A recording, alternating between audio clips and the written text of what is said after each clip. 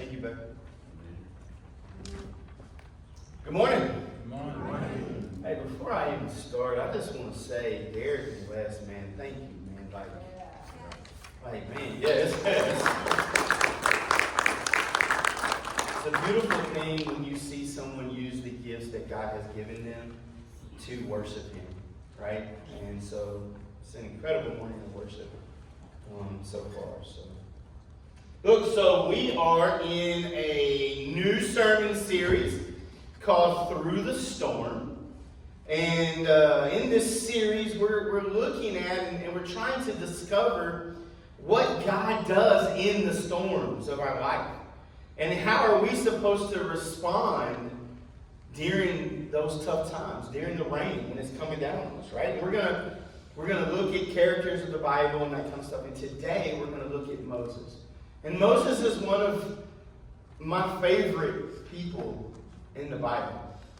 And I think sometimes when we look at Moses, we have kind of a nostalgic, kind of view of Moses. But we're going to find out today, Moses went through a storm. He went through a storm. So let's pray, and then let's jump in, right? Dear Heavenly Father, thank you so much for waking us up this morning, God. Thank you for the worship that we've had this morning, God. Thank you for the opportunity that we have to do that, the freedom to choose to do that. God, this morning, I just pray that you open up our hearts and our minds and you let us receive the message that you have prepared for us. God, remove me. Don't let me be an obstacle in this, God, but use me. God, thank you for the life of Moses and for us being able to learn from that and how you want us to lead and how you shaped him helps us know how you sometimes shape us. God, thank you so much for Jesus. And it's in his name that everybody said. Amen. So do you know who Moses is? I mean, maybe you've heard of him. Maybe you kind of know that, right? Maybe you watched the Prince of Egypt, and you're like, okay, you kind of have this idea or whatever. But do you really, really know the story of Moses? Because it's a story of tragedy, wonder, despair, fear, excuses, bravery, victory, pride, and loss. But God used all of those ingredients to make this jambalaya. See, y'all don't know nothing about that. Jambalaya just takes all this different kind of stuff. And he puts it together and makes something better than all of those things apart. And that's what we're going to look at today. We're going to look at how God used all of these things to shape Moses into being one of the greatest leaders of the Old Testament and really probably ever. So let's start off with this. Moses was born into slavery. Next week we're going to talk about Joseph. But we're out of order on purpose because I think learning the story of Moses helps us understand Joseph even better. But the children of Israel, who we'll learn about in the story of Joseph, came to be rescued, came to Egypt to get away from the famine, right? And then they grew in such number that Pharaoh's advisors was like, hey, look, we got all of these Jews down here, and they're growing in such number that if we're not careful, there's going to be so many of them that they could rebel and take over. So we got to do something about this. And in a little bit of foreshadowing, they say, hey, you know what? Let's go kill all the male babies. All right, we'll quell this population burst. We're going to go kill all of the boy babies that these Jews are having so that we can kind of control them. And so Moses' family was there, and they found out that this was going on, and they were like, I can't let my baby die. I mean, I can't imagine being a parent being in that situation. Because, guys, there were thousands of babies that were killed. And so Moses' mom, they made a basket, or they got a basket, and then they went, and Pharaoh's daughter The palace was like on the river. And if you know anything about the history, they would have this part of the palace, and they would have these steps that went down into the river, and there would be like a little place there where they would go, and that's where they would bathe. That's where they would be down at the water, or they would be cool of the day, and the breeze off the river and stuff was be there. And so Moses' mom put him in this basket, and they were like, hey, we're just going to put him in this river, and maybe he'll float down there, and they'll see him, and they'll save him. We got to get him out of here. We don't know what to do. Or maybe they were thinking, let me put him in the basket and let him float down, and maybe I'll run down there later and rescue him, and we can get away or something. I mean, I don't know, right? We don't know exactly what was in her mind. So they put baby Moses in this basket, and they put him in the river. And I'm from Louisiana. I mean, they don't have alligators in Egypt, but they got crocodiles, and they're worse. So they was kind of nervous. And Moses had a little older sister. And so she ran along the bank of the river with the tall reeds and was hiding. And she's watching, and she's making sure that her baby brother gets away and this kind of thing, right? And so the basket floats. And it floats into this area where Pharaoh's daughter is there. And by the grace of God, Pharaoh's daughter has compassion on this little Hebrew baby. And she goes down into the water and she picks him up and she says, Don't tell my dad, don't tell him, this is gonna be my baby. Right? And so she rescues the baby. And I don't know how all that worked. I don't know how much Pharaoh knew about all of that. I would imagine he was a regular daddy and his daughter loved the baby, so he was like, hey, it's one Hebrew kid who it doesn't matter. Let her raise the baby. And so here we go. Here's this Jewish baby that was supposed to be killed, was put in a basket, floating down the river. The crocodiles didn't get him. Pharaoh's daughter rescues him, and Pharaoh lets it happen. And now you've got this Jewish boy who was supposed to be dead is now being trained and loved and raised and educated in probably the most powerful nation in the world at that time. Man, accidents, right? Did we really think that was an accident? Well, maybe, but there's a lot more to the story that makes me feel like this wasn't an accident. So then, to make things even crazier, God is sneaky. God ends up making it where where Moses' mom and sister end up basically getting hired by Pharaoh's daughter to help take care of the baby. So here you got the princess raising this Jewish baby, and then you have this baby's real mom and sister that are the babysitters and the nursemaids and taking care of them and those kinds of things. So when the princess was away and when Pharaoh wasn't in the room, that mother was telling Moses about his heritage and his identity and where he came from and his people. And can you imagine Moses being in that place because he's got one foot in both worlds. He's this full Jewish person that's kind of halfway Egyptian, right? And it's like, even though he knows about this identity that he has, those are the slaves. So imagine the emotions that he was having. But then here's his adopted family over here, right? And they're teaching him how to fight and how to be educated and all of these things. I mean, he was in the aristocracy of Egypt. I mean, Pharaoh at that time in history, guys, was probably the most powerful ruler in the world. And Moses had access to him probably every day. Probably every day.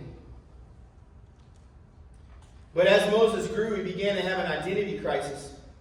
And through this identity crisis, he started struggling with, okay, this is who I'm being raised to be, but I look out here and I see my people, and this is where I come from, and I don't know what to do. And I don't know how much Moses knew about God. I don't know how much he knew about who Yahweh was. I'm going to assume that his mom was teaching him that, but I know that Pharaoh and his family wasn't teaching him that. So Moses was in this situation where he's probably learning about Yahweh and this Jewish God and these kinds of things kind of on the down low and secret away from everybody. And then over here, very in the open, I mean, he's learning about all of them. I mean, the pyramids and the cats and all the hieroglyphics and like Manic Monday and all that kind of stuff, right? Yep. Y'all aren't old enough to know about the Bengals and Manic Monday. Come on, y'all. Just another minute. Okay. They also sang Walk Like an Egyptian. But anyway.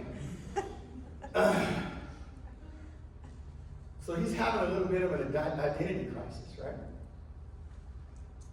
So then as the story goes, now Moses is grown and he's a strapping young lad, right?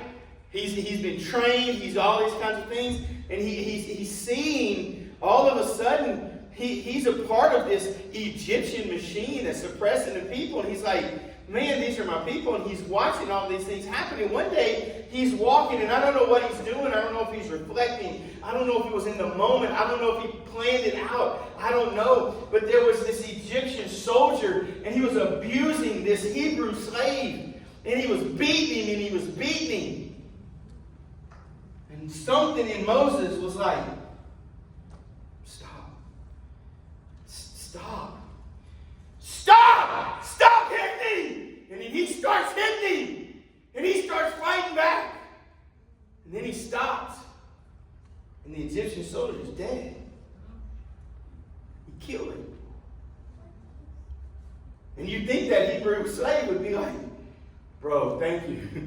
Peace, bro, you had me. No, he was like, man, you killed him. What are you doing? They're going to blame me now. What are you doing? And he runs away and he's telling him, he killed him. He killed him. It wasn't me. And so now Moses is afraid. Like, man, my identity, like Pharaoh's going to know that I'm a Hebrew and I killed one of his daughters. Like, I don't know what to do. Like, is he going to kill me? Like, I don't know. And so he panicked. And he ran away. He split. Now, I don't know if you've ever done something wrong. And I don't know what kind of emotions that you have. My dad tells a story. They were picking persimmons. Now, y'all might not know what that is, but it's a kind of fruit and it's real floaty. And so my dad wanted to go play. And my granddad said, well, you can go play after you fill up this bucket of persimmons. And when you fill that bucket up, then you can go play. So my dad was really fast, especially for a short little white man. He was fast, and he ran a 10 flat 100. Now that was 100 yards, not 100 meters, but it doesn't matter. Falcon is faster than you. That's what I'm trying to say, all right? So he was fast, right? And so my dad thought he was going to be smart, and he went and he got the water hose and he filled the bucket up like 3/4 of the way, and then put the persimmons in there so it would float on top and look like it was full. Well, just like kids, they don't think things through, because granddaddy goes, well, it's like, oh, he's got 30, pours it out, and it's all water. And then so at that moment, my dad was not caught. And he was like, what am I going to do? And my dad thought, well, I'm pretty fast. I can run away. And he can't get me. And so my daddy would tell the story. He said, so I took off running. And he said, and 3 steps later, I found out where I got my speed from. And he said, my granddaddy caught him. And y'all, this is in the South back in the day. So guess what happened? You go sit in the corner. No, he got his butt beat. Right? And then he didn't get to go play, and he had to fill up a whole bunch of buckets of persimmons, right? So the point in telling that story is this. We all have wanted to run when we get in trouble and we get caught at times, right?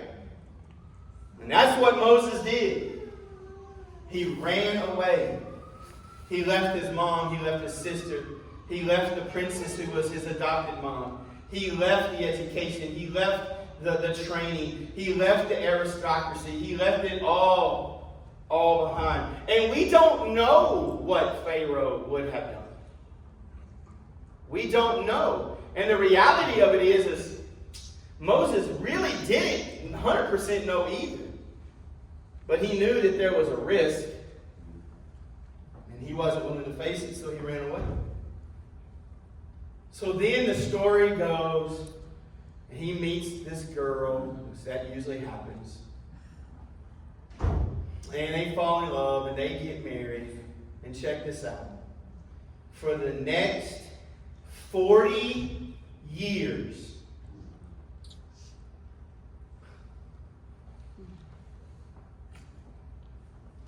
this man who had been groomed and trained to be a prince of Egypt lived in the wilderness, in hiding, on the run, as a shepherd married to a Midianite priest's daughter. Sounds like kind of a tragic story, doesn't it? I mean, he went from the penthouse to the outhouse. Literally. If you don't know what an outhouse is, it's a hole in the ground with some wood around it. You sit on it, right? Outhouse. They still have those in Arkansas, by the way. But anyway, so. But here's the thing. Here's the thing that I want you to think about. A man who's had all of this training and education and military training and everything else at the highest levels in Egypt, now is being put in a situation for 40 years, and he's having to learn how to take care of flocks and sheep. And he's trying to learn how to manage them in the wilderness. And he's having to learn how to take care of them and protect them from live, wild animals. And he's learning how to think and process, because he's out there all day with these sheep by himself. And he didn't have Instagram. He didn't have an iPhone. So he's thinking, he's figuring out. And then his father-in-law was a priest, right? And he was learning about who? Yahweh. He was learning about God, the God of the Jewish people. And I can only imagine the things that he was thinking and praying and talking and learning, and the skills and survival. Because learning how to survive as the prince of Egypt, as a warrior with all of these tools, is very different than learning how to survive over here in the wilderness by yourself with nobody to command, with a staff and some sheep and some goats.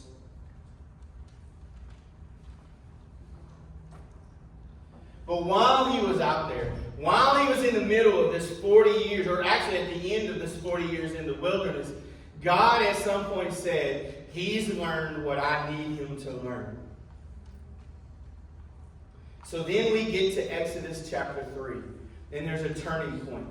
And here's the point. Maybe we can relate to this story in some kind of way. I don't think any of us really have been Egyptian aristocracy, like learning that kind of stuff. Maybe Nadia, I don't know. Maybe you know something. In case y'all didn't know, Nadia's like half Egyptian, so she's back here like whoop whoop, right? All right, so maybe y'all been through that, but I think you understand the story. But here's the part that we all have. When God has you in the wilderness, or God has you in this storm, or when you're on the run from something that you've done and now God is using those things to shape you, there's going to be a point in which there is a turning point.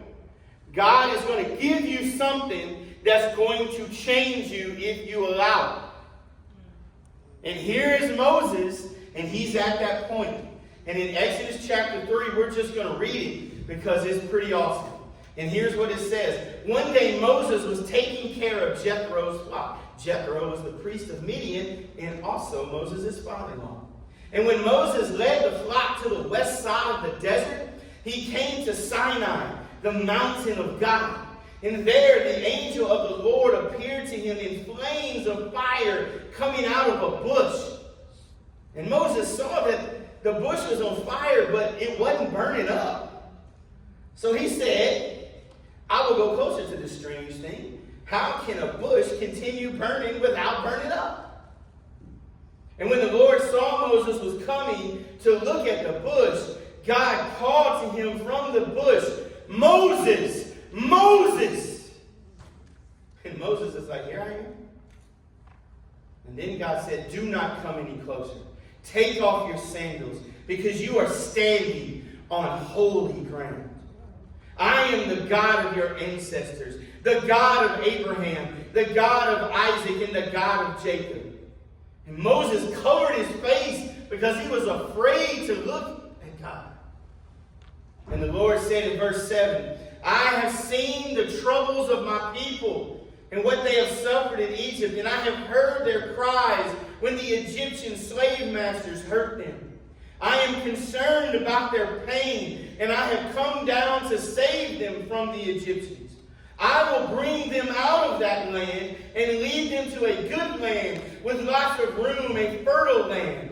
It is the land of the Canaanites, the Hittites, the Amorites, the Perizzites, the Hivites, and the Jebusites.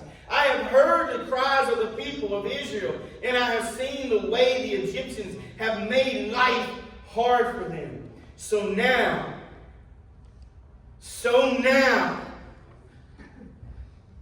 I am sending you to the king of Egypt. Go, bring my people, the Israelites, out of Egypt. Now I'm going to pause right there. I don't know if you've ever been in a storm and you've been hurt and you've been tossed around and you feel like you're not worthy and you don't know what's going on, and then God says, now I got you where I want you. I want you to go do a great thing. But if you've ever been there, you know how emotional that is. Because you don't feel worthy. Because you know what you've done. It's just like the video where God's chiseling that stuff off of you. And you finally start surrendering. And you really start accepting that thing. It's like, man, what's in me is not good enough. Right? But God's not looking for good enough. He's looking for surrender. I've often wondered if Moses wouldn't have been so hard-headed, could the people of Israel not had to be in slavery for 40 more years? In verse 11, I love this part. Because this lets you know Moses had it all figured out, right? Verse 11 says, but Moses said to God, I am not a great man.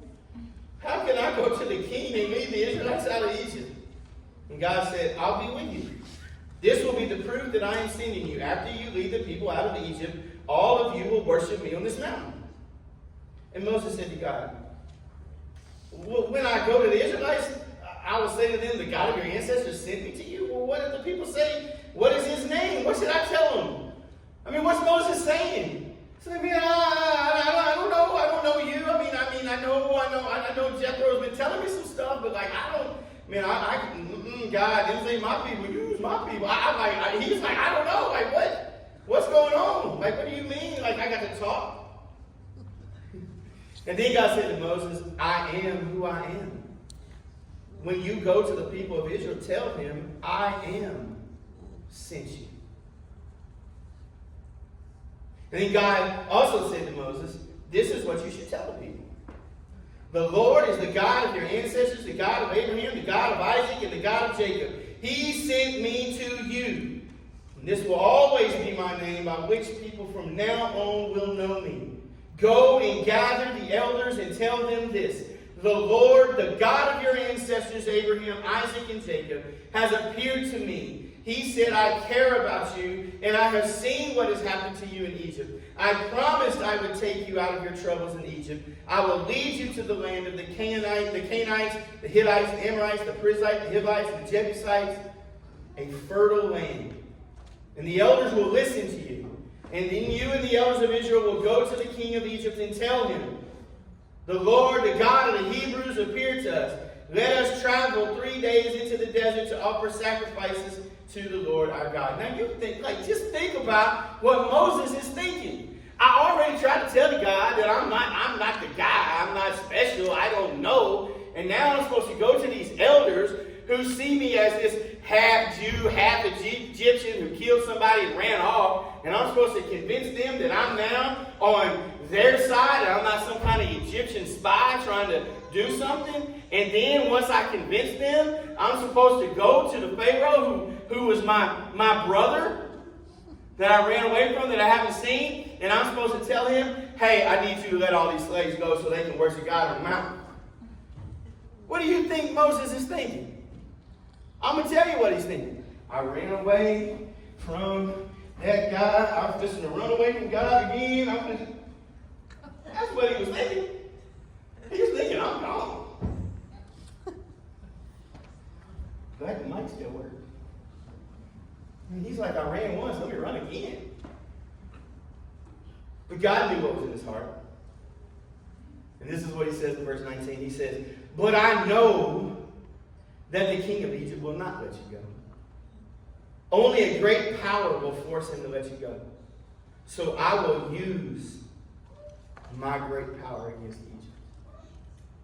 I will strike Egypt with all the miracles that will happen in that land. And after I do that, he will let you go. I will cause the Egyptians to think well of the Israelites. So when you leave, they will give gifts to your people. Each woman should ask her Egyptian neighbor and any Egyptian women living in her house for gifts, silver, gold, and clothing. You should put those gifts on your children when you leave Egypt. And in this way, you will take with you the riches of the Egyptians. So if you know the rest of the story, or if you don't, get in Exodus and read it, because it's awesome. But the Egyptian people paid for it. We had the 10 plagues. We had locusts and frogs and boils and all kinds of stuff. And eventually we get to the point to where God says, and remember what happened to Moses. Remember what was happening when Moses was put in that basket. And God said, okay, I'm going to kill every firstborn son of Egypt. Because that's the only way Pharaoh was going to let his people go. This is where we get the Passover from. God said, kill a lamb, get the blood, put it on the doorposts of your house. And when the angel of death comes and sees that blood, he will pass over that house. Because he will know that that house is the Lord's house.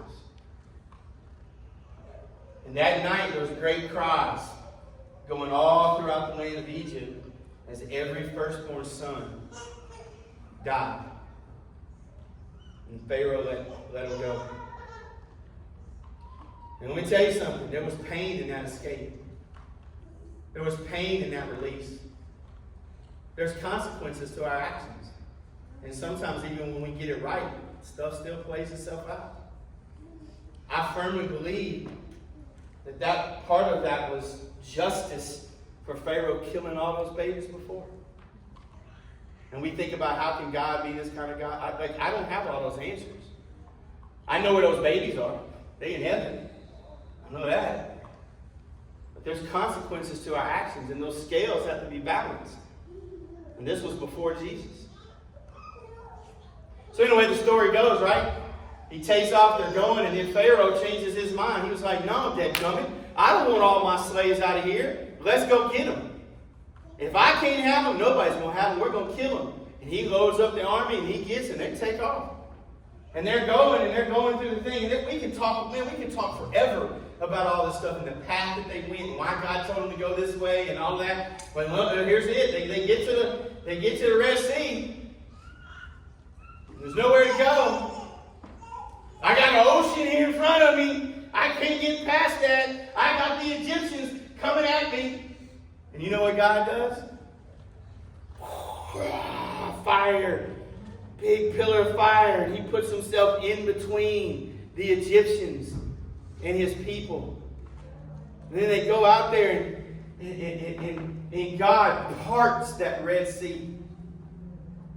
And he's sitting there holding in formation. And he's letting all the people go and cross that sea. And when they're almost across, the fire goes away. And the Egyptians see this thing. And Pharaoh, with a hard heart and a harder head, in vengeance and selfishness and pride on the line, he says, go get them.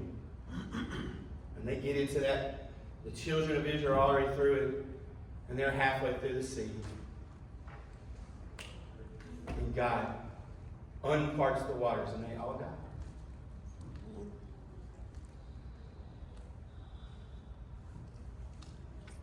Moses watched his brother die. He watched people that he probably grew up with. There's pain sometimes in the escape. There's pain sometimes in coming out of the storm. Sometimes, guys, do you know that we get so used to the storm that we don't even want to get out of the storm?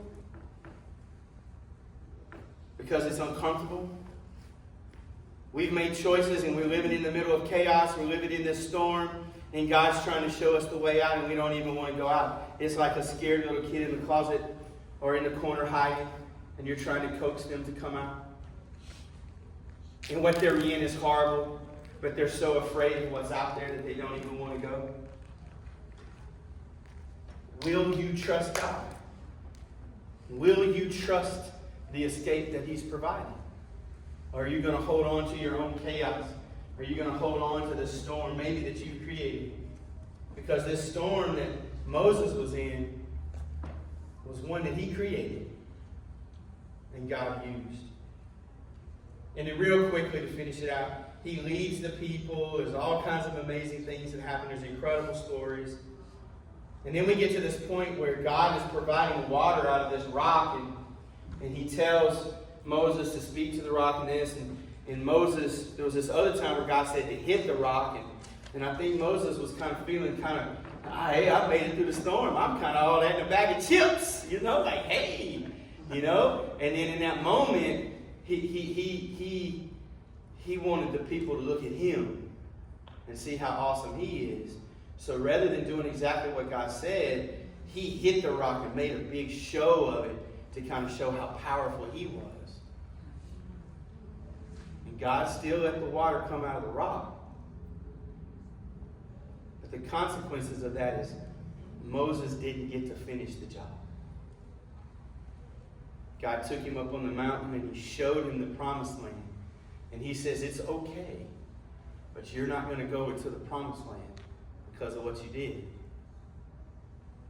And that's where Caleb and Joshua, and it's very interesting that Moses was in that wilderness for 40 years. And then the children of Israel had to wander for 40 years in the wilderness before they could go into the promised land. I don't know what it is about that 40 number, but so Moses' story is one of wonder and excitement and tragedy and loss and pride and all of that. But when God wanted to raise up Moses as a leader, he didn't give him a platform. He gave him the wilderness, loneliness, uncertainty, silence. But it's in the quiet where leaders are formed. It's in that wilderness. And there's a lot that we can learn from this story and how God used that storm to shape Moses. But I'm going to finish with 3 things real quick that I think we can take away and that we can look at is God calling us to be a leader? And the answer to that is yes. He's calling you to lead in some kind of way. So let's go back to that statement. Moses needed to go through 40 years in the wilderness to be ready to lead. This might oversimplify everything that Moses went through in his journey. But Moses' time in the wilderness had a big influence on the kind of leader that he would become. The first thing is this. We have to learn how to grow in humility. Moses had the chance to develop humility during this time as a shepherd in the wilderness. He no longer enjoyed the luxuries of Egyptian aristocracy. He had a modest life in a modest place with a modest job. His preparation for the difficulties of leadership was greatly aided by this time of introspection and humility. You're not going to lead well if it's about you. You lead well when it's about who you're leading. Second thing we can take from this is we've got to understand patience. It took patience and resilience to shepherd a flock of sheep through the wild wilderness. During his time as a shepherd, Moses gained important lessons in tenacity and adaptability, skills that would come in handy when guiding a whole bunch of people through the desert. Patience is an important thing. That's why grandparents would be a lot better parents the second time around than they would the first time around. And then the last thing is sometimes we need time for our faith to strengthen. The encounter with the burning bush was a life-changing experience for Moses. It strengthened his faith and gave him a meaningful glimpse of God's strength and presence. He gained the self-assurance, even though it took a while to get there. But he gained the self-assurance and faith that he needed to guide the Israelites as a result of this encounter. What storm are you in right now? Whatever it is, God is using it to shape you, to teach you, to prepare you. Will you trust him through the storm? Will you allow him to chisel on you? Will you trust that the pain and the hurt of you being refined is worth it? Are you willing to say, God, I have taken control of my life and it has not worked out. So I am surrendering to you. I trust you. Show me what you want me to see. Let it move beyond an emotional moment or experience. Let it move from my emotions to my head, and from my head to my heart, and from my heart to my hands and my feet. Guys, we can't come to church and have incredible worship and be moved emotionally and then come and listen to me to give you like a halftime pep-up speech, and then you feel something about it, you shed a tear, and you're like, oh, Pastor Gray, that was a great word today, thanks. And then you walk out the doors and you live your life the same way. What is that? What is it? I do it. We all do it. Because we're like Moses. We want to run away and we want to hide and we want what we want. And he probably killed that Egyptian soldier, not really because he was taken up for that guy, but because he was conflicted with his identity and who he was, and he used that as an excuse to let that anger out. Will you trust God? Because God is in the business of making things right. But I'm not going to sit here and tell you, love Jesus, everything's going to be great, because that would be a lie. I can tell you love Jesus and he'll be there with you, and the worst thing that they can do to you is the best thing that ever happened to you. Because if I was to be standing for Jesus and loving people and helping this community and being what I'm supposed to be, and because I was being that way, somebody came and took my life, which is the worst thing that could happen to me, right? Where do I get to go? To heaven. That's what I'm trying to do anyway. That's where I want to be. No one was made to do life alone. None of us. But we want to make church something different. It's not secret. Church is about us doing life together and helping us get along. Helping us get through it. Helping us serve. Helping us trust when we're weary. Helping us not to run when we want to. Helping us stay when it doesn't make sense. Helping us to give generously in ways that don't make sense. That these things are more important than those things. That I am the least. That's Jesus. That's what he showed us. Now, I don't know about you, but I get excited about that stuff. If God's writing another Bible for the next thousands of years when we're gone, I want him to tell a story about an old fat white man who grew up in Louisiana, and went through all of this stuff and was selfish and did all of these things. And then God called him out of his place and to come to the crazy land of Southern California, land of milk and honey. And he did there what I prepared him to do. I want to be in that story. I want to be up there with Moses chilling like, yeah, you know, you did good right there. He's like, well, you did good right there. Yeah, it's good. High five, boom. That's pretty exciting to me. Now, maybe that makes me a weirdo. If it is, deal with it. I'm just weird. But I know this. Hey, but I know this. I know that I wasn't made to do life alone. And I love you and thank you for doing life with me.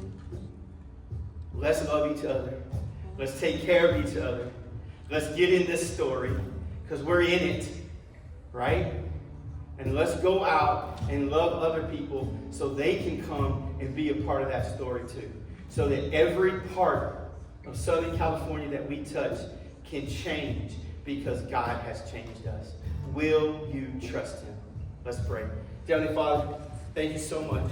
Thank you for the storms of life. Thank you for the trials and the tribulations and the storms that we go through. God, we know that we either win or we learn. We don't lose with you. And God, help us to be calm in the middle of the storm, to know and trust that you got us. In whatever hurt, whatever pain, whatever thing that we're going through, that you will walk through it with us and it will help prepare us for what you have planned. Thank you so much for Jesus. And it's in his name that everybody said.